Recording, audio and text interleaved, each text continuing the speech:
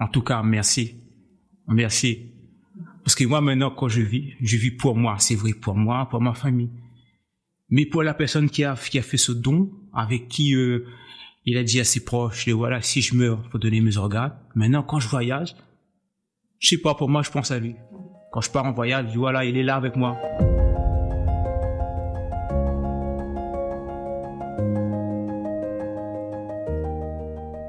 Bonjour et bienvenue dans le podcast Parlons Don, le podcast qui lance la discussion autour d'un sujet qui nous concerne tous, le don d'organes à La Réunion.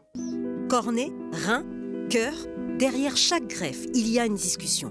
Alors, pour les 357 patients réunionnais inscrits sur liste d'attente, pour soulager vos proches, pour que votre choix soit respecté et pour continuer de changer des vies, ensemble, parlons don. Nous toutes donnèrent, nous toutes recevèrent. Je suis Aurélie et je suis en compagnie de Yann, greffé du rein, et de Julien Cousti, praticien hospitalier au service réanimation et coordinateur prélèvement d'organes. Bonjour, je m'appelle Yann. J'ai reçu une greffe du rein. En fait, on peut vraiment dire qu'une discussion m'a sauvé la vie. Bonjour Yann, merci d'être avec nous pour nous raconter ton histoire. Commençons par le début. Peux-tu te présenter en quelques mots ?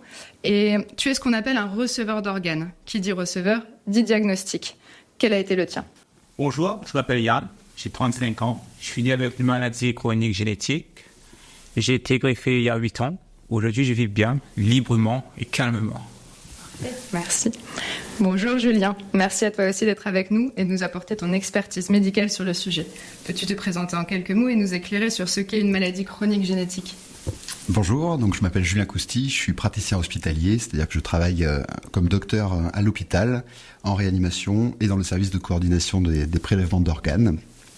Et pour expliquer ce qu'est une maladie chronique génétique, on va dire qu'une maladie chronique, c'est une maladie qu'on va développer au cours de sa vie et qui va nous enquiquiner pendant toute notre vie.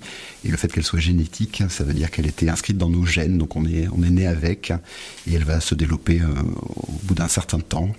Et, c'est le cas du diabète ou de l'hypertension artérielle, par exemple, qui peuvent avoir des facteurs génétiques favorisants. Et Yann, dans ton cas, qu'est-ce que ça voulait dire pour toi ?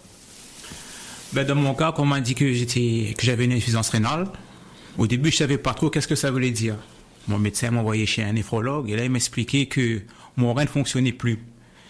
Mais pour moi, quand elle m'a dit que mon rein ne fonctionnait plus, comme je savais pas du tout qu'est-ce que ça a été l'insuffisance rénale, pour moi, c'était on va me donner un médicament et tout ça, ça va se passer, ça va aller.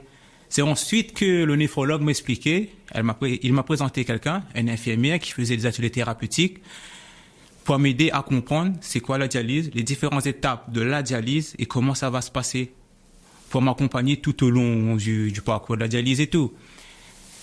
Et après, elle m'expliquait petit à petit ça veut dire quoi la dialyse. Elle m'a emmené en salle de dialyse pour voir vraiment c'est quoi la dialyse, c'est quoi les machines de dialyse et ça allait être quoi mon quotidien maintenant. Pour moi, c'était au début, quand on m'a dit que mon rein ne fonctionnait plus, pour moi c'est normal.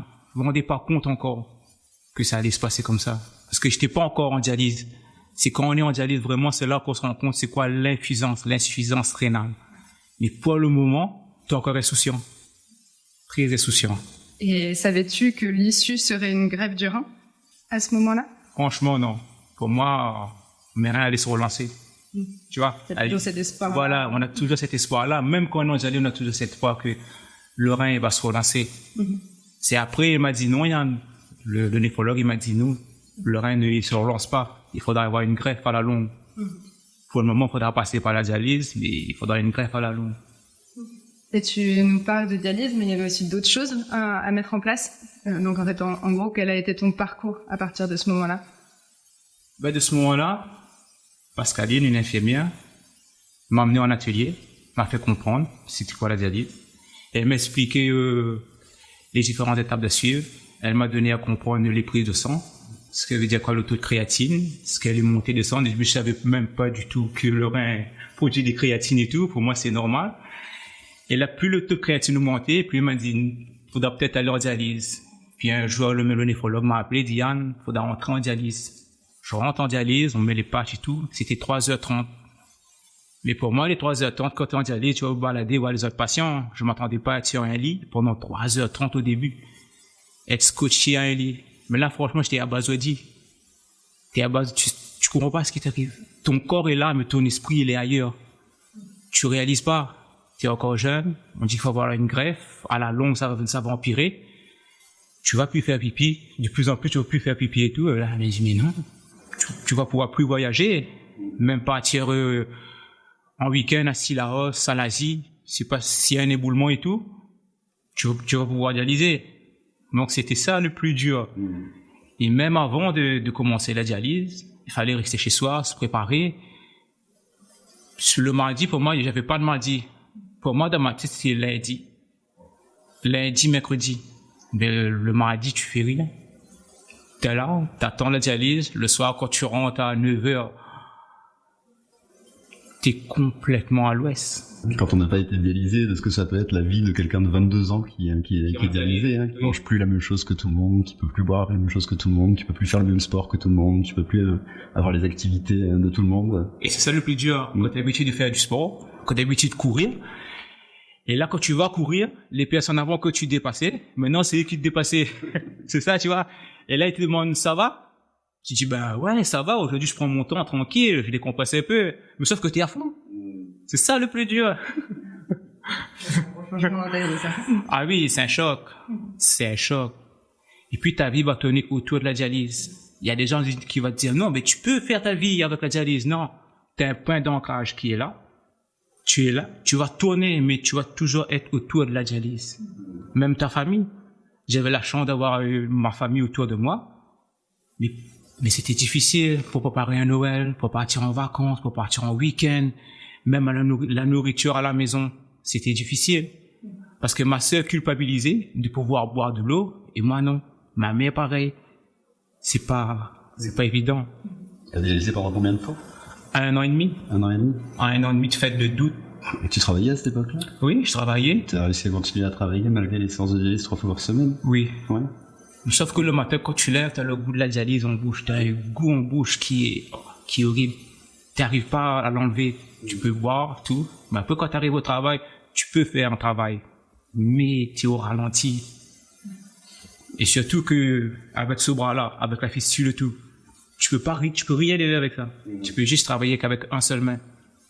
En plus, j'étais en cuisine, avec les grosses marmites et tout. Donc, faut toujours lever une main, tout faire une main.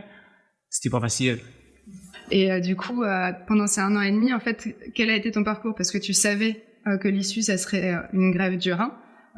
Est-ce qu'on t'a appelé pour te dire qu'il y avait un donneur compatible? Comment ça s'est passé, en fait, à ce moment-là? Ben, en fait, j'avais beaucoup de chance. Parce que moi, 6 mois avant la dialyse, on m'appelle pour me dire, Monsieur Maruiz, c'est le CHU. On vous appelle parce qu'il y a peut-être un don d'organe pour vous, mais vous êtes 3e sur la liste. Mais quand on t'appelle, dans ta tête, il n'y a pas le mot 3e. T'entends que tu vas être greffé. Ben là, ton sac, il est prêt. Tu montes, il faut monter au CHU là-haut. T'arrives là au CHU, t'es content. T'appelles tes copains, ta famille, tu vas être greffé. T'as oublié le mot 3e dans ta tête. C'est après, quand le médecin va te voir, il dit, désolé, Monsieur Marie-Louise, c'est pas le premier. Et là, elle m'expliquait qu'on appelle toujours 3. Si c'est pas bon pour le premier, c'est pour le deuxième, le 3e, il est là. Mais je suis rentré chez moi, j'étais très dégoûté, quoi. Oh, c'est pour que 6 mois plus tard, on m'appelle pour rentrer en dialyse. Après, quand je rentre en dialyse, je dis à mon néphrologue comme ça, oui, on m'a appelé. Il me dit, ben, tu sais quoi, c'est un bon signe. Si on t'a appelé, c'est que si c'est 3e, tu viens de passer 2e. Mais après de 2e, 8 mois après, j'étais en dialyse. On m'appelle, oui, bonjour, monsieur, c'était un jeudi, je me souviens très bien, c'était 7h. Il donne le repas au dialyse. On m'appelle, il dit, Monsieur Marouli, vous êtes 2e sur la liste. Encore une fois, on parle le mot 2e.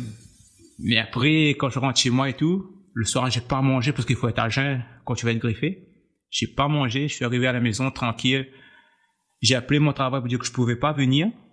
Après, à 8h30, 9h, désolé, Monsieur Maruiz.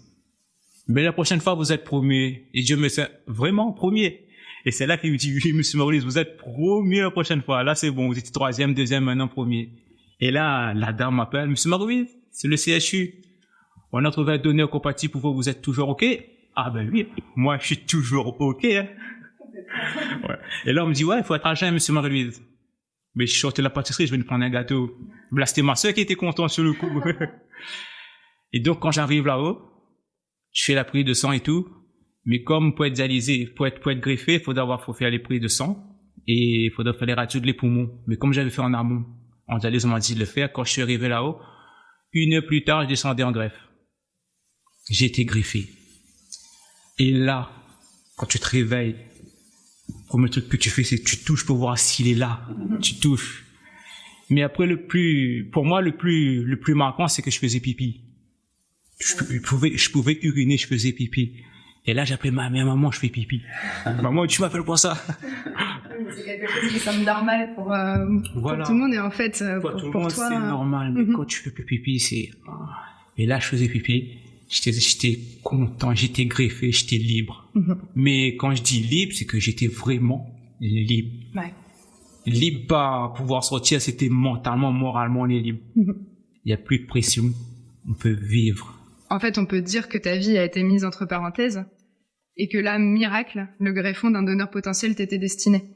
Ce que j'appelle avec mes mots miracle, c'est le fait qu'une personne comme toi ou moi ait pensé à avoir une discussion de son vivant sur le don d'organes avec ses proches et de se positionner favorablement sur le sujet. Oui, on peut vraiment dire qu'une discussion m'a sauvé la vie. Je sais pas qui sont ces personnes, où ils se trouvent dans le monde. En tout cas, merci. Merci. Parce que moi, maintenant, quand je vis pour moi. C'est vrai, pour moi, pour ma famille. Mais pour la personne qui a fait ce don, avec qui il a dit à ses proches, voilà, si je meurs, faut donner mes organes. Maintenant, quand je voyage, je sais pas, pour moi, je pense à lui. Quand je pars en voyage, je dis, voilà, il est là avec moi. C'est un peu grâce à lui, voilà. Et du coup, aujourd'hui, Yann, comment vis-tu? Aujourd'hui, je vis bien. Je suis heureux. Je suis épanoui. Je fais du sport. Je peux aller manger au restaurant. Je peux voyager. Et je peux faire ma grande passion, le sport, le randonnée. Je suis épanoui dans ma vie. Je suis libre. J'ai plus de pression. J'ai plus du tout de pression. Et puis c'est ma famille aussi autour, elle vit bien. Parce qu'il faut savoir, quand on est malade, il n'y a pas que nous qui sommes malades.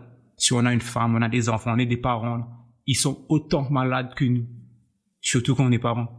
Quand nos enfants sont malades, c'est nous qui sommes plus malades que les enfants. Donc c'est à ce moment-là, j'imaginais ma mère, ma sœur et tout. En tout cas, je sais pas dans quelle partie du monde il est aujourd'hui, s'il est en France, je sais pas, mais en tout cas, merci. Si sa famille écoute, je sais pas, merci. Grand merci à vous. Puis je crois savoir que tu es papa aussi. Oui, je suis papa. 2 petites filles. Et aujourd'hui, chaque jour avec eux, c'est un cadeau, c'est un bonheur. Parce que quand on est en dialyse, on peut pas se visualiser à être papa, à vivre. Parce que là-dedans, on est dans le brouillard, dans le déni. Tu peux pas être papa si toi t'es perdu dans ta vie. Pourquoi tu as accepté d'être l'un des ambassadeurs de cette campagne de sensibilisation autour du don d'organes? Ben parce que comme je viens de dire, si une personne ne veut pas discuter pour dire à ses proches, ouais, si un jour je meurs, faut donner mes organes. Mais moi, je veux dire aujourd'hui, ce que je veux dire aux gens, c'est quand une personne, que de leur entourage meurt, faut pas hésiter à donner, parce qu'on sauve pas que la vie de quelqu'un, on sauve aussi toute sa famille. Il vit bien aujourd'hui, mais aussi c'est toute sa famille qui vit librement. Il peut avoir un projet, il peut avoir une vie.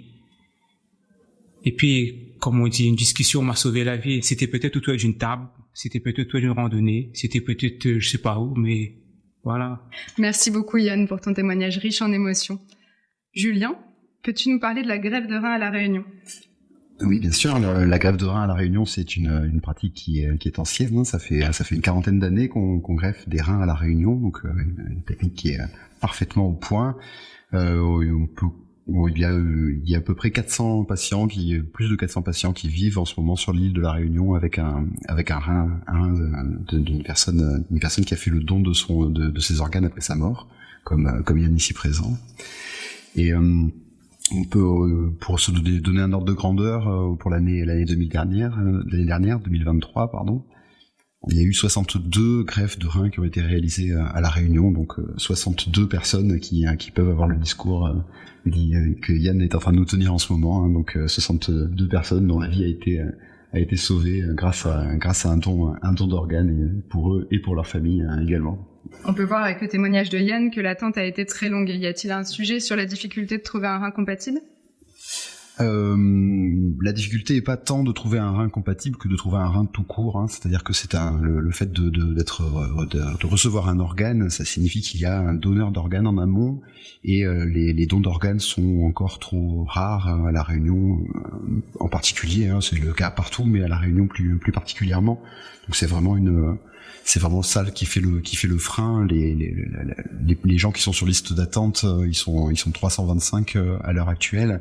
Donc ces 325 personnes pourraient recevoir un rein sans trop de difficultés techniques dans les mois qui viennent s'il y avait 325 greffons disponibles, mais ça n'est pas le cas parce que les greffons sont très rares d'une manière générale ici ou ailleurs. Mais on a besoin d'une greffe du rein dès que le rein n'est plus capable d'effectuer son travail qui est de filtrer le sang, on va dire.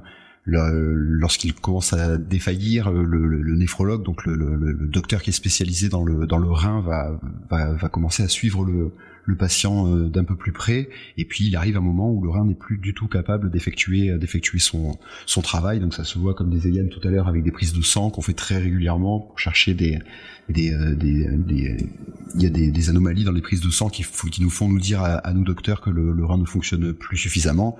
Et puis ça se fait aussi quand on voit qu'on ne fait plus pipi, ça c'est que le rein n'est plus capable de faire son travail. Et à ce moment-là, il faut débuter une séance de dialyse, sinon c'est la mort. On ne peut pas vivre sans rein. Donc être dialysé chronique, c'est la qualité de vie qui en prend un coup pour soi et pour tout son entourage. Donc la greffe rénale est vraiment la solution pour sortir de cette vie de malade dialysé, quoi. Donc il y a tout un tas de maladies qui peuvent donner des altérations de la fonction rénale, donc les maladies génétiques comme ça a été le cas pour Yann, mais le plus fréquent c'est quand même des maladies qui sont très communes, le diabète. Et le diabète à La Réunion, il y en a énormément, c'est 2 fois plus de personnes à La Réunion qu'en métropole qui sont touchées par le diabète, et cette maladie va donner des altérations de tout un tas d'organes et notamment du rein. On a également une autre maladie qui est très représentée à La Réunion, qui est l'hypertension, et l'association de ces deux maladies chroniques va altérer le fonctionnement des reins et parfois malheureusement conduire à une insuffisance rénale. Donc les reins ne fonctionnent plus, et c'est là qu'on va débuter les séances de dialyse. Et si on a de la chance, parce qu'il y a une question de chance, mais on va peut-être pouvoir avoir une greffe de rein et reprendre une vie normale dans les suites. Et ce n'est pas le cas de tout le monde, loin de là. Le diabète, c'est 2 fois plus de gens qu'en métropole, donc tout ça, les Réunionnais connaissent tous dans leur famille ou dans leurs proches quelqu'un qui a eu une insuffisance rénale ou qui est dialysé. Il y a, je crois, 25 000 séances de dialyse qui sont effectuées par an à La Réunion. C'est vraiment un traitement qui est très très répandu et qui est extrêmement lourd dans la vie de quelqu'un. Combien de personnes sont en attente d'une greffe du rein à La Réunion ? Alors là, au moment où on parle, il y a 325 personnes qui sont sur liste d'attente de greffe rénale. Donc c'est un énorme chiffre, et il pourrait même être beaucoup plus élevé parce que ce sont les néphrologues, donc les docteurs qui s'occupent des reins, qui inscrivent les patients sur des listes d'attente en fonction de certains critères prédéfinis pour pas qu'il y ait de favoritisme. Et cette liste d'attente pourrait être sans doute beaucoup plus grande que ça, mais les néphrologues ne veulent pas vendre du rêve à leurs patients. Déjà 325 personnes qui sont sur liste d'attente, il y en a sans doute ceux qui vont mourir avant d'avoir reçu une greffe rénale, donc ça sert à rien de faire des listes trop importantes si l'accessibilité au greffon ne suit pas derrière. Donc je vous disais 63 patients qui ont été greffés l'année dernière, il faut faire le calcul, 325 patients en attente, il y en a qui se rajoutent chaque année, on en greffe que une grosse cinquantaine. Donc il y a tout un tas de gens qui ne vont pas avoir accès à une greffe de rein, ou en tout cas pas avant un bon moment, quoi. Bah oui, c'est le manque de donneurs, c'est pour ça qu'on est là, pour parler du don. Et parce que il suffit d'en parler à ses proches. Les gens généralement sont pour le don d'organes, c'est pas là que le bas blesse, les gens, la fraternité, on sait que ça existe en France et ça existe partout. Les gens sont souvent pour que si leurs organes ne leur servent plus, comme c'est le cas quand on est décédé, ils sont pour que ces organes puissent être offerts à quelqu'un qui en aurait besoin. Malheureusement, il faut en parler entre nous, avec ses proches, avec ses amis, pour que le jour où, si malheureusement on décède d'une façon qui permet la greffe d'organes, parce que tous les décès ne le permettent pas, mais si on décède dans ce cadre-là, et qu'on en a parlé auparavant avec ses proches, on va pouvoir rentrer facilement dans une procédure de don et faire don de ses organes après sa mort, ce qui reste quand même un geste extrêmement beau. Et du coup, si on peut revenir sur cette notion, c'est quoi être donneur d'organes? Parce que ça a un peu changé au fil du temps. La loi dit qu'on est tous donneurs, hein. C'est d'ailleurs une des campagnes de l'Agence de la biomédecine. Nous sommes tous donneurs d'organes, sauf si nous avons exprimé notre refus de notre vivant. Donc ça se fait en s'inscrivant sur un registre national des refus qui est disponible en ligne, mais peu de gens s'inscrivent dessus. En pratique, on ne va aller au don d'organes qu'à partir du moment où la personne a exprimé auprès de ses proches qu'elle était pour le don d'organes. Là où le bas blesse, c'est quand le sujet n'a pas été abordé, ce qui est quand même extrêmement fréquent, et on se retrouve face à des proches, à des familles, hein, qui sont dans la douleur d'avoir un membre de leur famille ou un proche qui vient de décéder, et qui se retrouve confronté à cette question: est-ce qu'il aurait voulu donner ses organes après sa mort, qui sont déstabilisés et qui parfois répondent par la négative pour sortir au plus vite de cet instant qui est difficile à vivre. Et du coup, sur ce registre des refus, est-ce qu'il y a des chiffres qui sont parlants?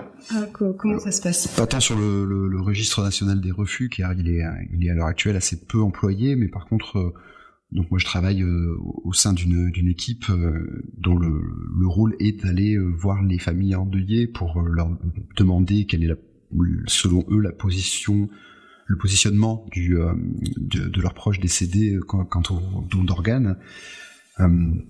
On prend ça comme l'expression des dernières volontés de la personne. Est-ce que donner ses organes faisait partie des dernières volontés de la personne?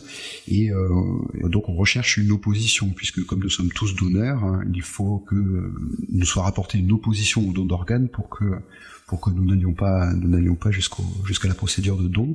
Et ça, à La Réunion, c'est très fréquent. On est pour l'année dernière à 57% de taux d'opposition, hein. Donc on rencontre les proches, on leur pose la question, et dans 57% des cas, ils nous disent on pense que notre proche était opposé au don d'organes, ce qui est un chiffre très très élevé qu'on peut expliquer par tout un tas de choses, mais surtout dans beaucoup de cas, le sujet n'a pas été abordé et les proches nous disent on pense que. Donc nous, on ne va jamais à l'encontre de ce que les proches nous expriment, hein. On ne connaît pas la personne décédée, on ne connaît pas son positionnement par définition, puisqu'on est obligé d'aller demander aux proches. Mais c'est souvent pour se protéger que les gens disent ça, alors que si le sujet avait été abordé, je pense que vous pouvez faire l'expérience autour de vous, hein. Si vous parlez du don d'organes, vous ne trouverez pas 57% des gens qui sont opposés au don de leurs organes après leur mort, hein. On est bien en deçà de ce chiffre-là.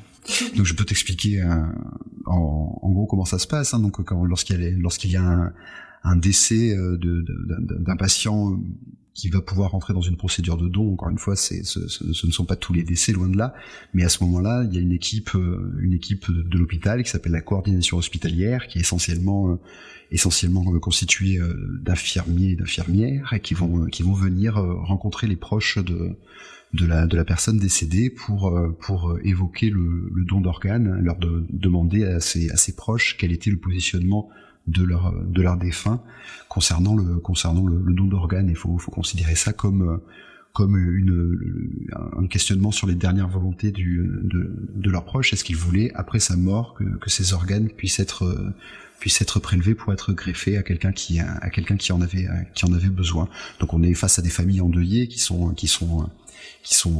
dans une souffrance inimaginable. Donc ce sont des équipes qui sont formées pour ça, qui font un travail formidable. Yann, Julien, avez-vous envie d'ajouter quelques mots à vos témoignages? Eh ben, moi je dirais que l'exemple de Yann est très très parlant, que la greffe rénale, potentiellement on en aura tous besoin un jour. Mourir, on va tous mourir un jour, et je pense que c'est très important de discuter avec ses proches et avec ses amis, avec sa famille, de se positionner pour ou contre d'ailleurs le don d'organes, hein, mais en tout cas de pas leur laisser les laisser décider le jour où cette situation se présentera potentiellement. Et parce que le fait de donner ses organes après sa mort, c'est un beau geste de fraternité, d'amour, et ça sauve des vies. Yann est là pour nous le prouver si besoin était. Une greffe m'a sauvé la vie, m'a sauvé la vie, m'a redonné une nouvelle vie, une nouvelle chance à la vie, qu'aujourd'hui j'en profite. Bon, je connais encore beaucoup de patients dialysés qui sont mes amis, qui sont encore en dialyse, mais qui rêvent d'avoir une vie normale. Donc, faut pas hésiter, faut pas parler à la dernière minute, quand le fait arrive, qu'est-ce qu'on fait pas. Faut parler un peu en avance, discuter, parce que on sait pas quand est-ce que ça va arriver, aujourd'hui ou bien demain. Personne sait quand la mort va y frapper. Discuter un peu en avance, ça peut aider, ça peut sauver. Tout le monde mérite de vivre librement et calmement. Donc c'est vraiment très important de parler du don pour dire qu'on est pour ou qu'on est contre. En tout cas, ne pas laisser à ses proches à faire un choix au moment de notre décès. Donc il est important d'en parler autour de nous. Donc je vous le dis, moi je suis pour qu'on prenne mes organes après ma mort. Et j'espère que si jamais malheureusement je décède, vous serez là pour en témoigner, pour que l'équipe de coordination hospitalière n'ait pas de difficulté pour aller jusqu'à une procédure de don. Merci beaucoup à vous deux. Du coup, le message est assez clair. Qui que nous soyons, quelle que soit notre position, le plus important, parlons don. Bonjour, je m'appelle Yann. J'ai reçu une greffe du rein. En fait, on peut vraiment dire qu'une discussion m'a sauvé la vie. Cornée, rein, cœur, derrière chaque greffe, il y a une discussion. Alors, pour les 357 patients réunionnais inscrits sur liste d'attente, pour soulager vos proches, pour que votre choix soit respecté et pour continuer de changer des vies, ensemble, parlons don. Nous toutes donnèrent, nous toutes recevèrent. Une campagne réalisée avec le soutien de l'ARS La Réunion, la Région Réunion, l'Agence de la biomédecine et le CHU de La Réunion.